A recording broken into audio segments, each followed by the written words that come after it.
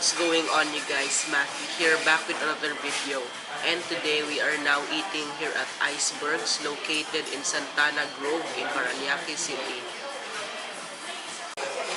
Okay guys, so right over here is their menu. So let's see what I'm going to order. So I've already been here at Icebergs quite a few times already, but I believe today I'm going to order their Icebergs famous sisig for 248 pesos. Okay guys, so our food just arrived. So right over here is their crab and corn soup. Right over here is one piece of their grilled pork chop. So finally, my order has arrived. So right over here is their pork sisig. Okay guys, so their sisig comes with pork, onions, egg, the chicharron, which is fried pork skin, the rice, and calamansi.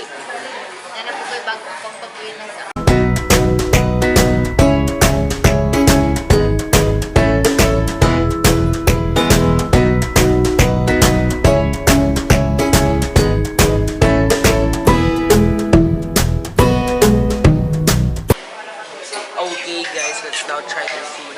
So let's now try their pork sisig. So their pork sisig also has some pieces of chili in it. Here's their pork sisig. Wow. Still piping hot. You also have rice.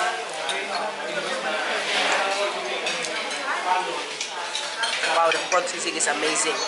Also, I squeezed the calamansi over the pork sisig to add a little bit of acidity to it. That pork sisig is amazing. I have always been a big fan of pork sisig. Overall, this tastes really good.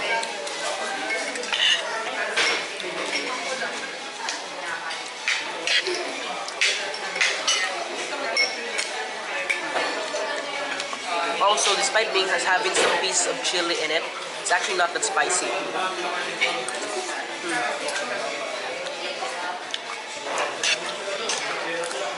Wow. The thing I like about sisig is the onions together with pork really complements well with each other.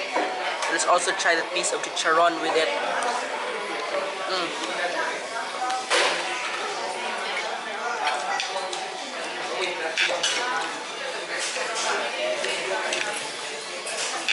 Chicharron is actually deep fried skin, but that chicharron really adds some crunchiness into that pork sisig.